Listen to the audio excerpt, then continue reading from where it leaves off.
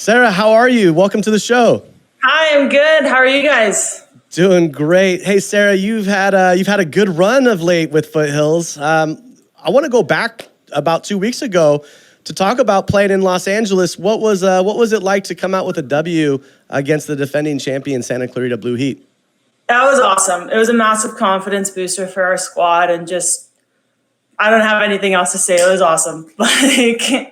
Yeah, that was great. It was the first time for us going down there and getting 3 points off of Santa Clarita. So, yeah, super happy, super proud of the group, and we're still on a bit of a high from it. So, looking forward to the next weekend.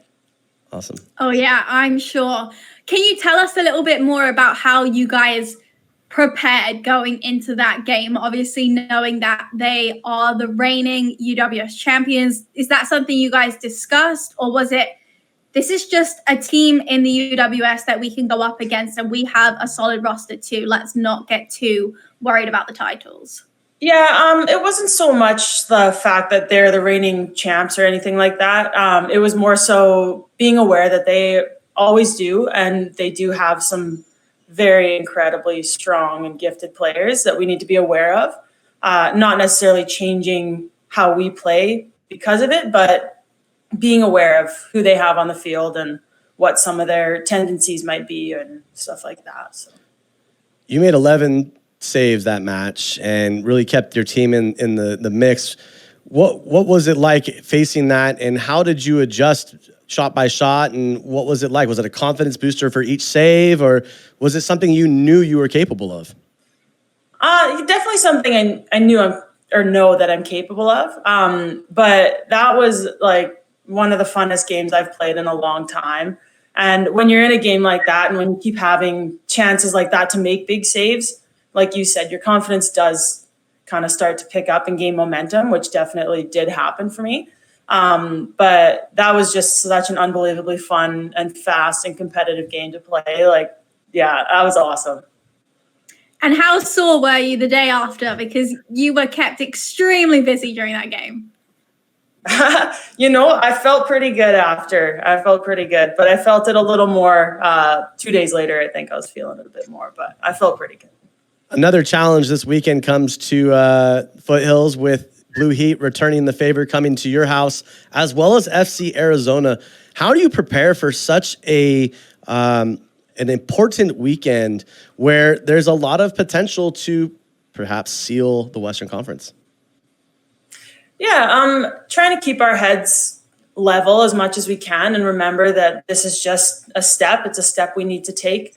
And yeah, approaching it like any other game day, any other game weekend, knowing that they're going to come out guns blazing, ready to go, especially after we took a few points off of them a couple weekends ago. They're going to be ready for it and they're going to be up for it. So physically preparing ourselves through training and load management and stuff as we build up to the weekend. And then also tactically as well, reminding ourselves of some things and then being aware of some adjustments that might be made. And just keeping our heads in it, staying tight as a group and staying motivated. Yeah, that's awesome. And as a team going into this weekend with those back-to-back games, and I know we see it a lot in this summer of soccer where teams are playing condensed schedules with maybe 1 day or even just 24 hours rest in between games.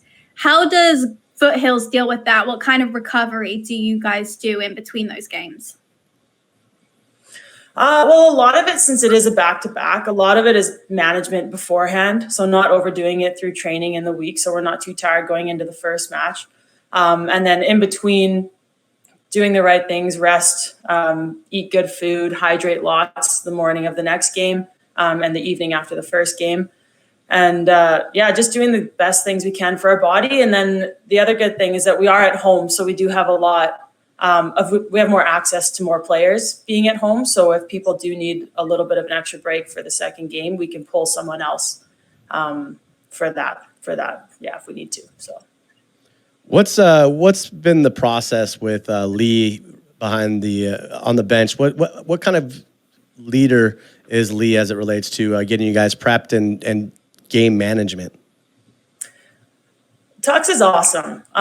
He has a lot of respect from the girls, and that's very evident in the way that they respond to his what he does in training. And he does a really good job of bringing an element of fun into things as well, which really helps build our overall team cohesion. And Tux is a very smart, tactically aware coach who's able to make quick adjustments on the fly.